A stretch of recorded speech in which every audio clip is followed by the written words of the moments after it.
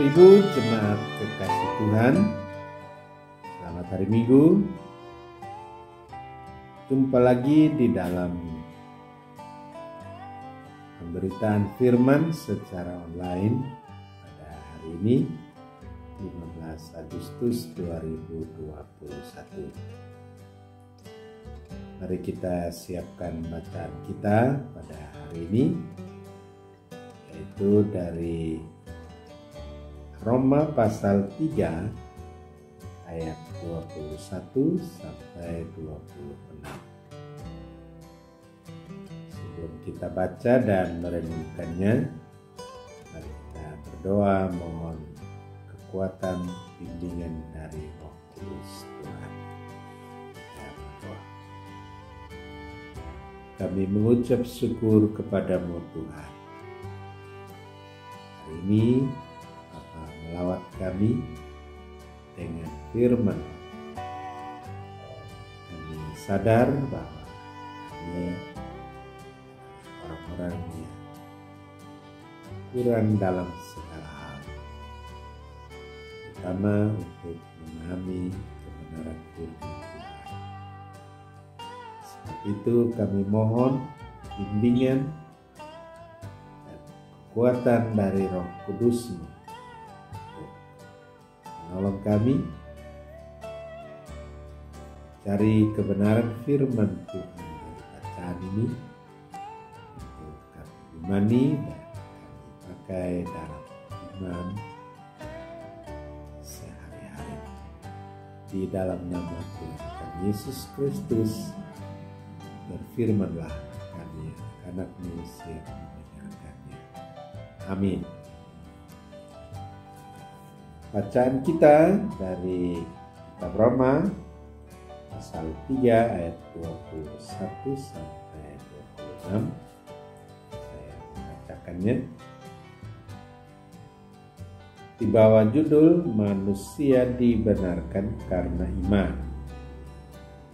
Tetapi sekarang tanpa hukum Taurat kebenaran Allah telah dinyatakan, seperti yang disaksikan dalam kitab Taurat dan kitab-kitab para nabi, yaitu kebenaran Allah karena iman dalam Yesus Kristus bagi semua orang yang percaya, sebab tidak ada perbedaan.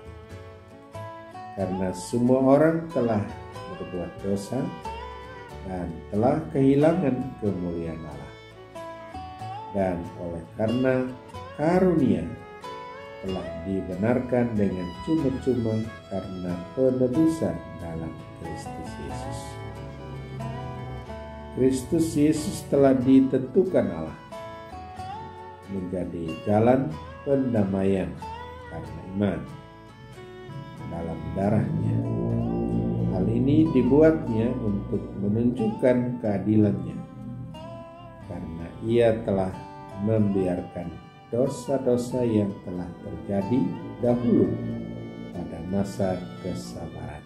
Maksudnya ialah untuk menunjukkan keadilannya pada masa ini, supaya nyata bahwa ia benar dan juga membenarkan orang yang percaya kepada Yesus.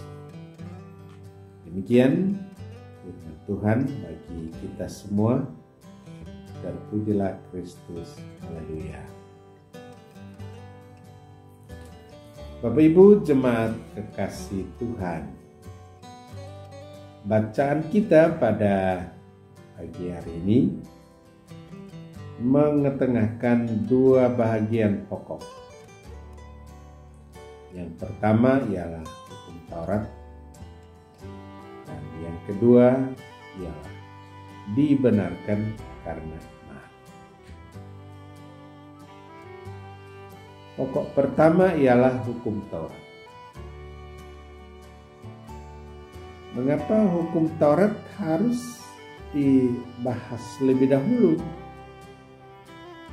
sebelum kita masuk pada bagian yang kedua, yaitu dibenarkan karena iman? Pertama, karena kalimat yang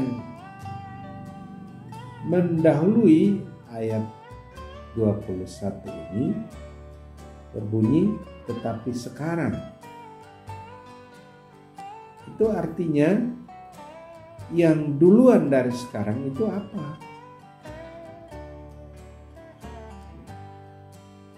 Yang duluan dari sekarang itu ada di ayat-ayat 18, 19, 20. Itu tentang hukum Taurat.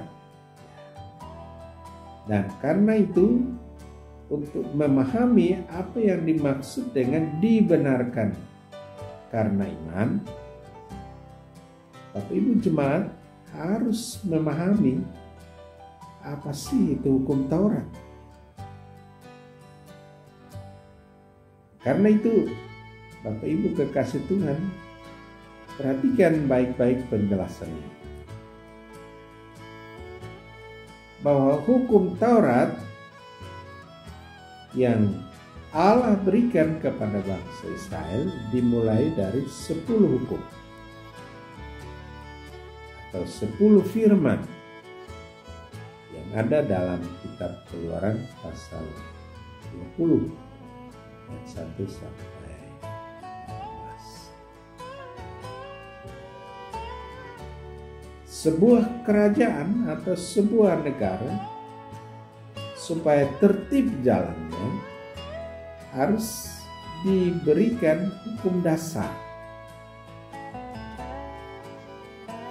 Jadi untuk jalannya sebuah kerajaan, yang dimaksud adalah kerajaan Israel yang Allah bentuk dan Allah dirikan, Allah memberi hukum dasar yang diterima Musa di Gunung Sinai. 10 hukum atau 10 firman itu, 8 selalu dimulai dengan kata jangan. 1, ingatlah. 1, hormatilah. Jadi ada 8 jangan. 1, mengingatkan. 1, menyuruh untuk menghormati orang tua.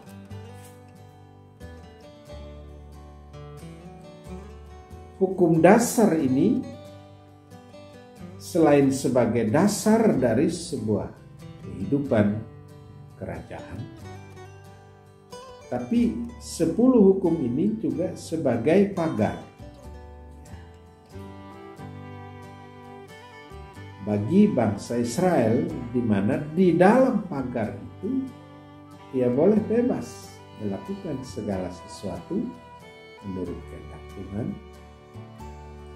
tapi tidak boleh melewati atau melampaui batas-batas itu. Di dalam hukum Taurat atau 10 hukum dasar itu sebagai pagar, sebagai pembatas, sebagai kulit, tentu di dalamnya ada isinya.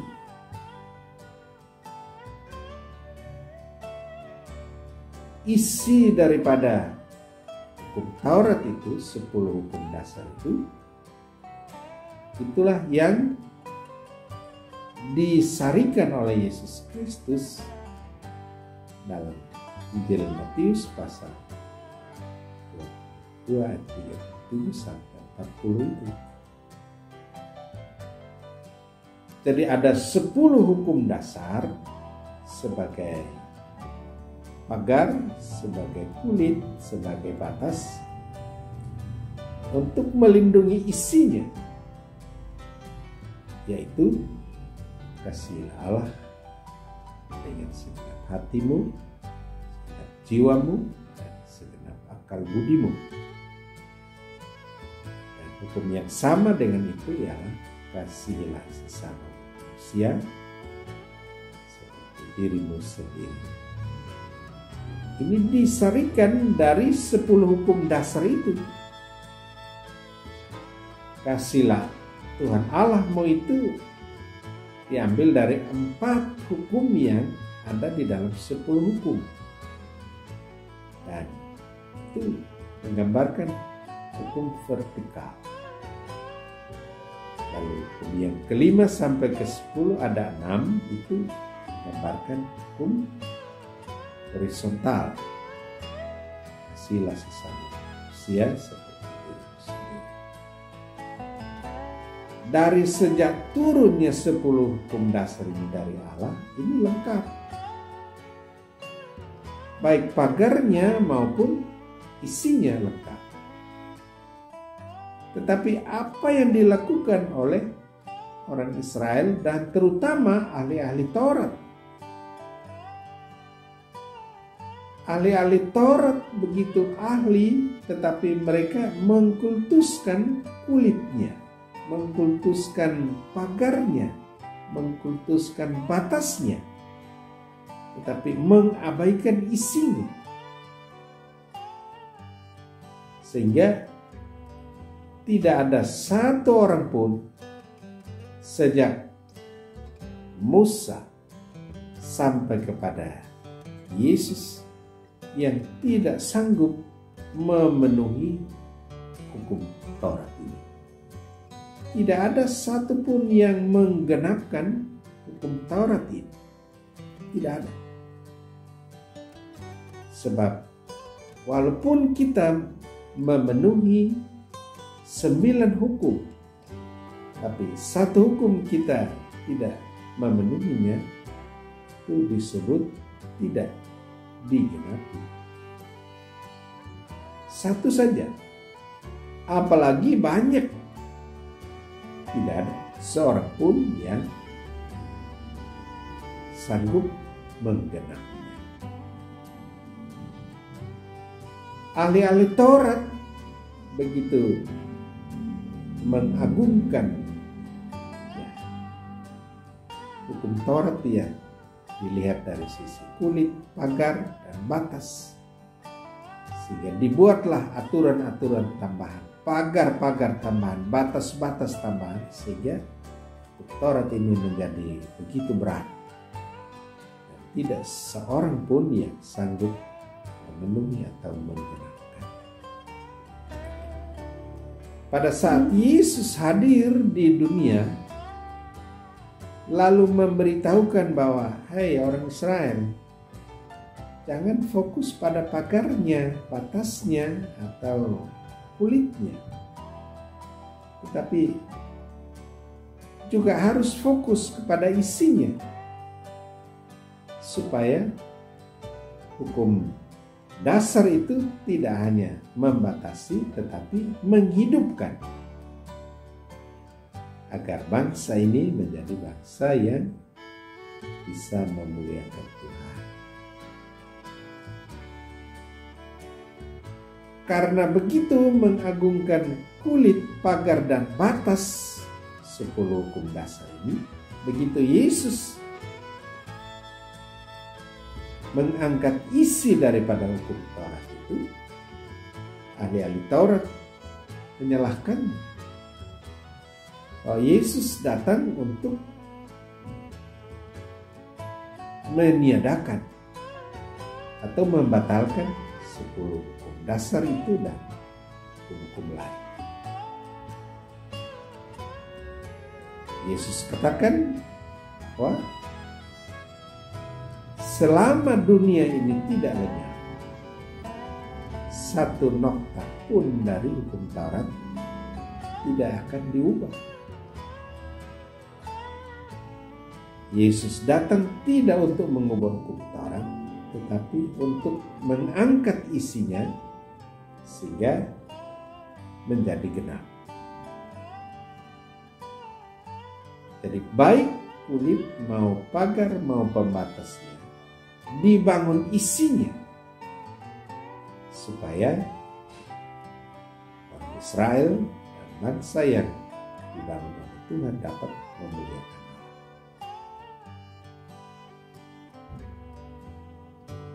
Karena itu Yesus bilang kepada murid-murid dalam khotbah di bukit, jika keberagamaanmu tidak melebihi ahli-ahli Taurat, Farisi, Saduki,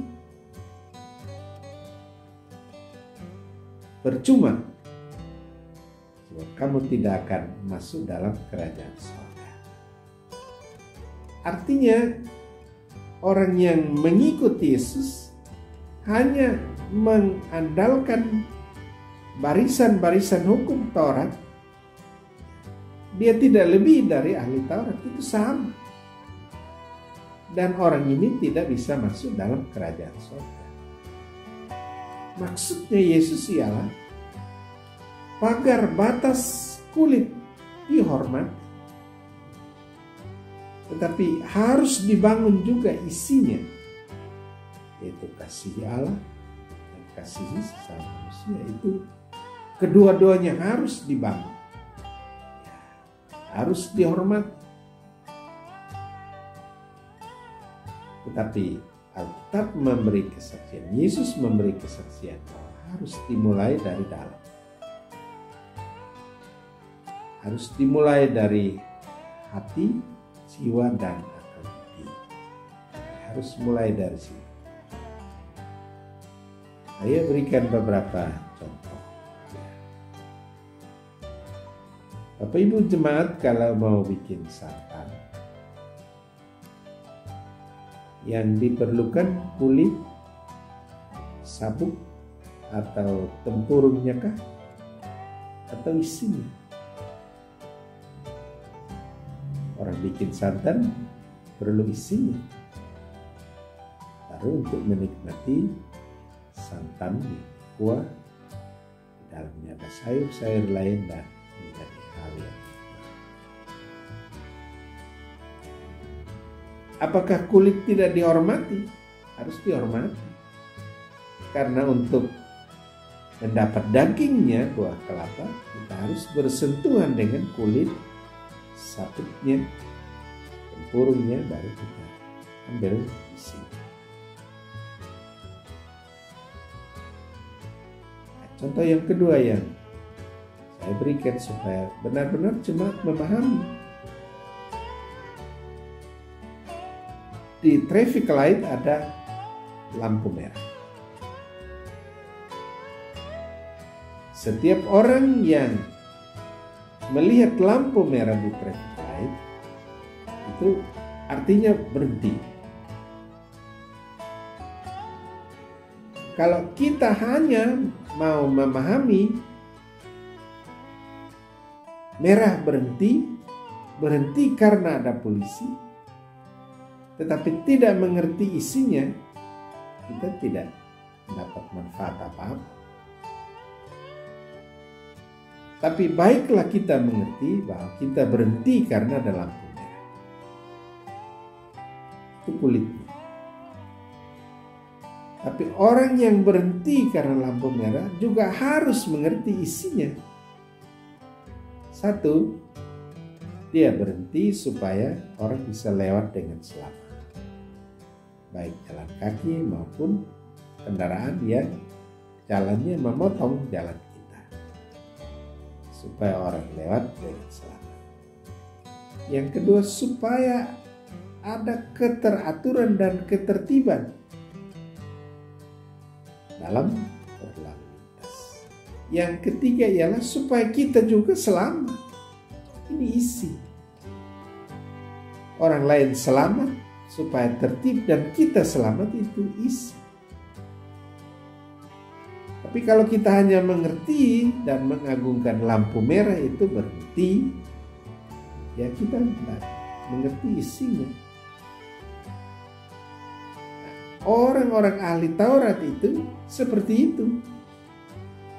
Hanya mengagungkan dan menonjolkan kulit, batas, dan pagarnya. Tetapi isinya tidak dimengerti, karena Yesus menuding mereka, kamu seperti kuburan yang luarnya dilabur putih, tapi di dalamnya tulang-tulang berserakan.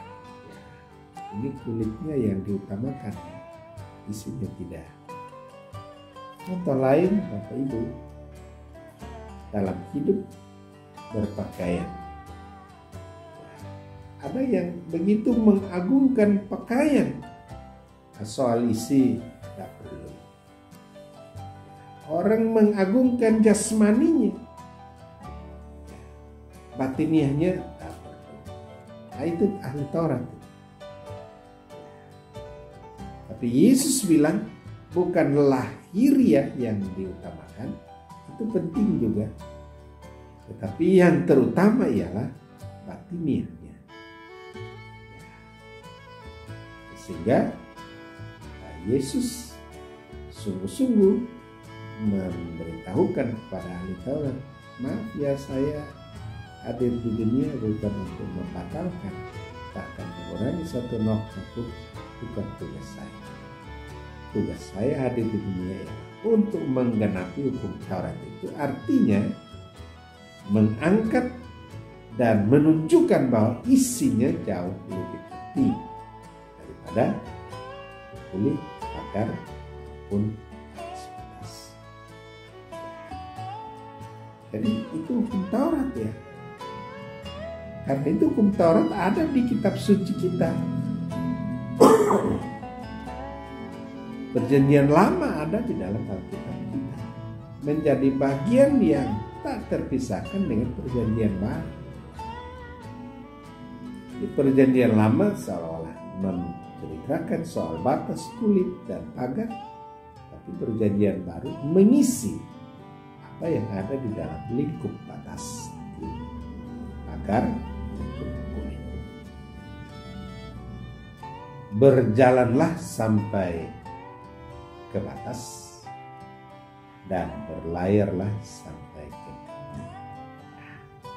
kira-kira maksud daripada Allah menghadirkan Taurat itu. Jadi Bapak Ibu jemaat bisa dapat mengerti dibantu beberapa contoh itu seperti hukum Taurat. Ya. Seperti buah, ya. Kulitnya itu penting untuk membungkus isi. Kalau itu jeruk, kita akan berurusan dengan kulit, tetapi yang masuk ke perut itu isi. Kedua-duanya harus ada di dalam kehidupan orang yang beriman pada Yesus yang adalah Allah. Tidak boleh satu-satu, tapi kedua-duanya harus menjadi bagian yang integral di dalam membangun iman kepada Tuhan. Jadi Bapak Ibu, ini penjelasan tentang pokok yang pertama, Taurat. Jadi Bapak Ibu tidak boleh menolak hukum Taurat. 10 hukum dasar itu bagian utama yang diberikan dari Allah. Lalu Yesus meminta kita untuk mengisi apa yang menjadi isi daripada hukum Taurat itu. Yesus bilang, kita harus lebih daripada ahli Taurat. Kalau keberagamaan kita tidak melebihi ahli Taurat, kita tidak bisa masuk surga. Oh, hanya kulit saja toh sama dengan mereka.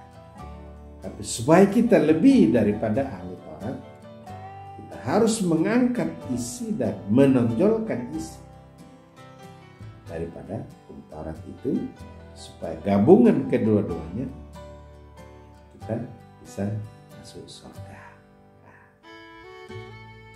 Jadi jangan terpengaruh dengan kalimat tadi, tetapi sekarang tanpa hukum Taurat,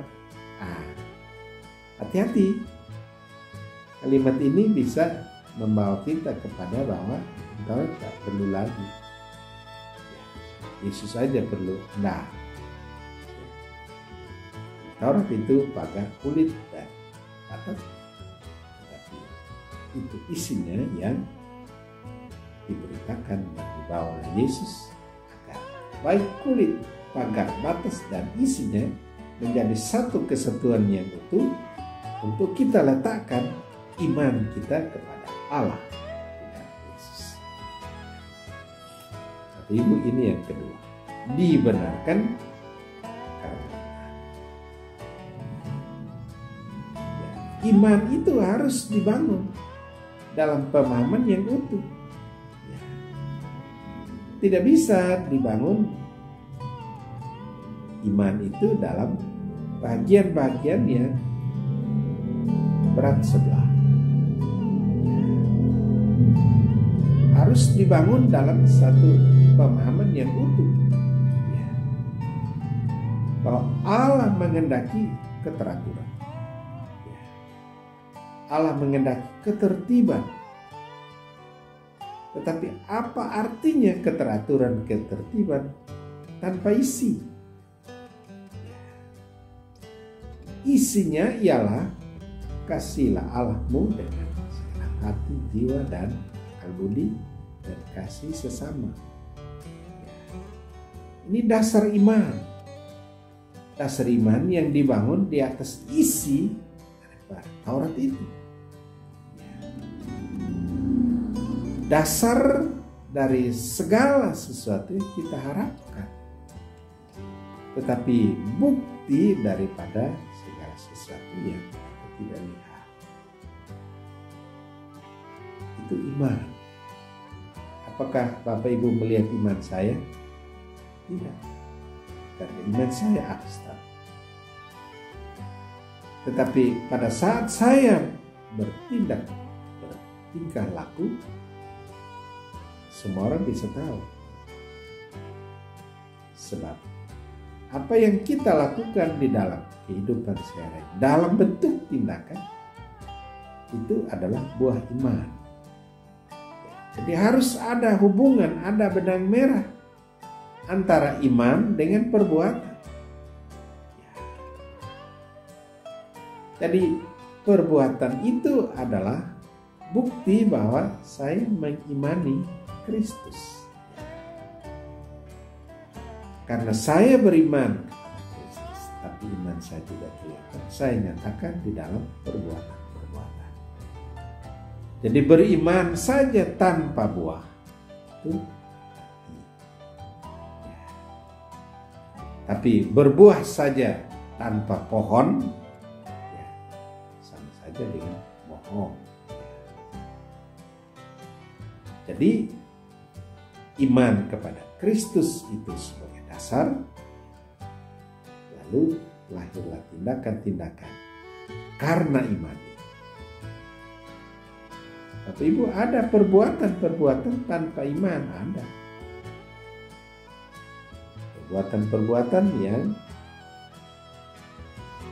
motivasinya bukan karena iman, tapi motivasinya misalnya untuk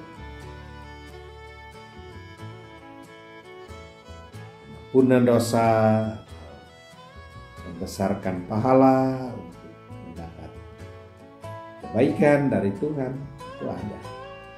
Tapi kekristenan mengajarkan kepada kita bahwa apa yang kita lakukan itu harus merupakan buah dari iman.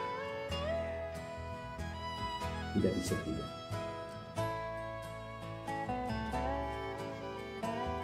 Apakah ada orang yang benar? Tidak ada. Tidak seorang pun yang lahir dari Adam dan Hawa itu menjadi orang benar. Tidak ada. Karena setiap orang yang lahir dari keturunan Adam dan Hawa, dia sudah bawa benih-benih dosa.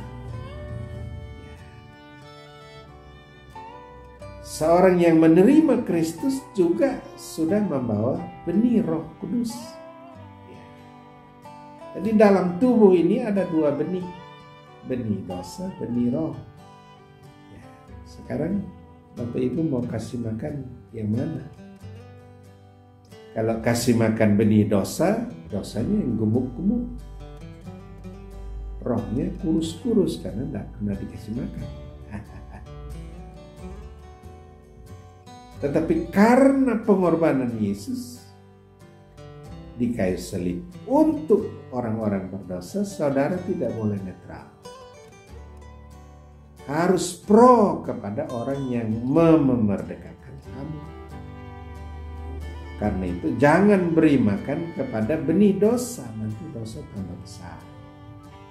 Tapi berilah makan kepada benih roh, sehingga roh itu bertumbuh dan roh itu menjadi pemimpin di dalam tubuh ini.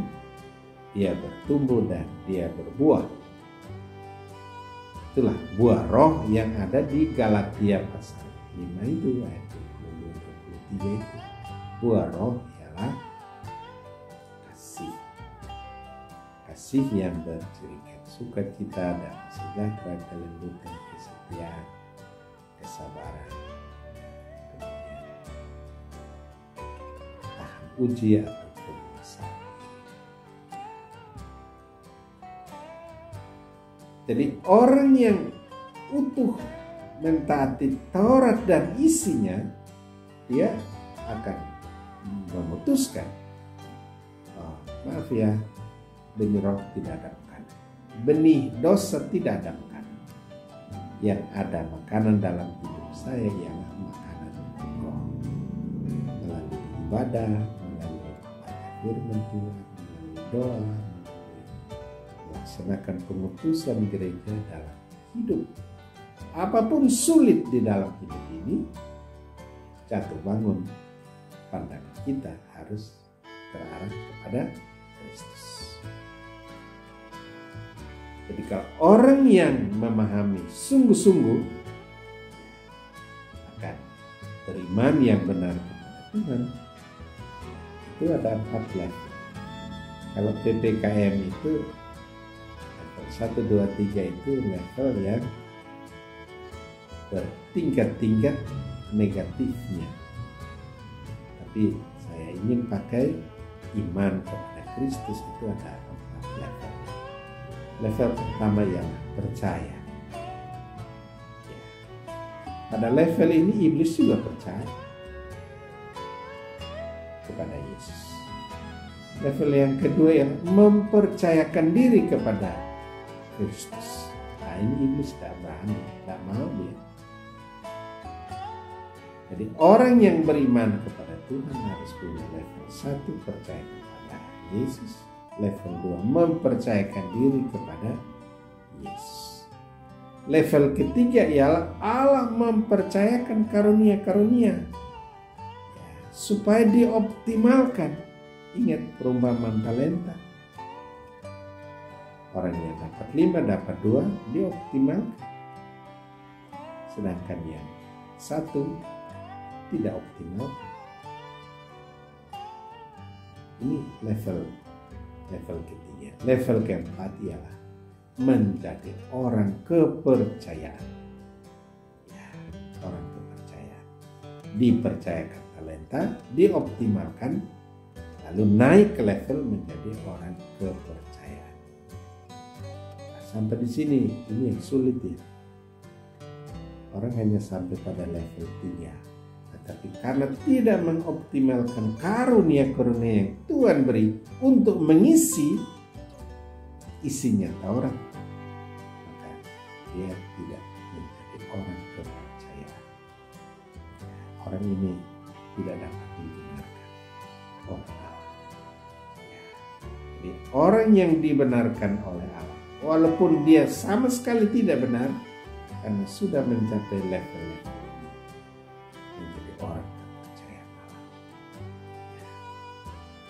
Dosa Paulus itu berapa sih? Dia hitam sehitam-hitamnya. Menurut ukuran manusia tidak dapat terampuni. Ya. Tetapi Paulus sudah melewati 4 level ini menjadi orang kepercayaan Yesus. Kan dia dibenarkan. Walaupun dia hitam. Tapi dia diubah menjadi orang kepercayaan dan orang yang tidak. Jadi ibu yang kekasih, kalau jadi orang yang dibenarkan karena iman, harus ada usaha, ada progres. Dalam masa sulit seperti ini, kesempatan untuk memajukan iman, untuk mencapai level menjadi orang kepercayaan. Ya. bukan main ya, menjadi orang kepercayaan bupati aja sudah pangkatnya luar biasa. Tapi kalau kita menjadi orang kepercayaan Allah, yang kecil sudah kita optimal, dia akan kasih yang sedang optimal, dia kasih yang sedang, menjadi orang-orang kepercayaan Allah.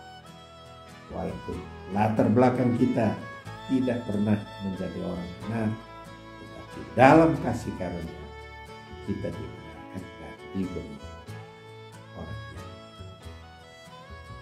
sangat dipercaya, orang kepercayaan Allah. Yang terakhir, orang yang dibenarkan Allah, bukan membenarkan diri sendiri, tetapi dibenarkan Allah. Ya, orang-orang yang selalu sadar bahwa dia orang berdosa. Dia datang dosanya kepada Allah tempat dia benar. Lalu dia mau pengampunan, lalu dia balik ke jalan yang benar. Jadi orang benar itu dibenarkan oleh Allah itu ialah orang yang mengaku dosanya. Bawa dosanya kepada Tuhan, lalu dia memohon, ampun saya, lalu bawa saya kepada hidupnya. Itu orang benar. Contoh ya, orang yang sakit mengaku sakit, pergi ke dokter, lalu dia bilang, dokter saya sakit, dokter menyembuhkan dia, lalu dia hidup di dalam hidup yang sehat. Itu orang benar. Karena itu ciri orangnya hidup dalam iman yang bisa dibenarkan oleh Allah, selalu sadar bahwa dia orang berdosa. Yang kedua, dia harus menyadari bahwa dia tidak punya hak hidup. Dia tidak punya hak lagi. Sebab haknya sudah diambil pada saat di kayu salib. Jadi hak hidup itu diambil kembali oleh Allah. Jadi Anda hidup atau mati ya tidak ada di pihak manusia, ada di pihak Allah. Dalam bahasa kasar ya, dalam bahasa kasar. Saya pakai bahasa kasar ini untuk menolong membentuk pola pikir orang yang beriman. Begini kata kasarnya, Tuhan sewenang-wenanglah terhadap hidup. Tuhan suka-sukalah engkau terhadap hidup. Ini kasarnya begini. Kenapa? Karena saya tidak punya hak lagi untuk mengatur hidup ini. Nah, dibayar lunas oleh darah dan tubuh Yesus. Dosa itu jangan dianggap sesuatu yang biasa, sederhana. Kalau dosa itu sederhana dan biasa, Yesus tidak perlu mati. Cukup berbuat baik saja, tebus dosa. Cukup beramal saja, kita sudah dapat hidup. Tetapi dosa bagi Kristus itu sesuatu yang dahsyat. Dan harus dibayar dengan tubuhnya dan darahnya. Karena itu kita ini mahal. Tidak dibayar dengan emas perak, tapi tubuh dan darah Yesus dan kita mahal. Ya. Jelek-jelek begini Pak cekin, mahal. Kenapa? Yang jelek-jelek. Tapi saya hidup karena Yesus yang tubuh dan darah. Saya tak punya hak. Yang ketiga, lalu apa yang kita punya? Bukan kewajiban juga, tapi yang ada ialah tanggung jawab. Tanggung jawab kita untuk mempertanggungjawabkan segala karunia. Allah memerdekakan kita, lalu Dia memberi karunia, lalu kita optimal. Jadilah kita orang-orang yang jadi orang kepercayaan Tuhan. Dan itu bagian yang terakhir dari penjelasan saya tentang bagaimana orang dibenarkan. Jadi baik hukum Taurat maupun dibenarkan karena iman, kedua-duanya menjadi satu kesatuan. Pahamilah, hormatilah kulit isi pagar atas, tapi temukan isinya supaya baik kulit pagar dan isi dapat memuliakan Tuhan. Kiranya Tuhan memberkati kita. Amin.